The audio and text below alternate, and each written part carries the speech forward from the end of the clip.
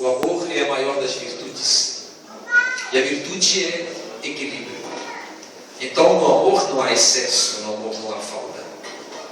Entre a possessividade e a indiferença, entre o domínio e a ausência, o amor.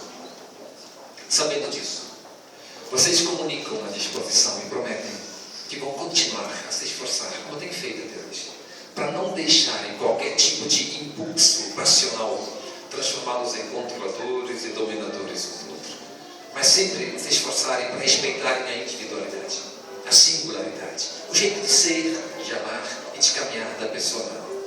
Você promete? Prometo.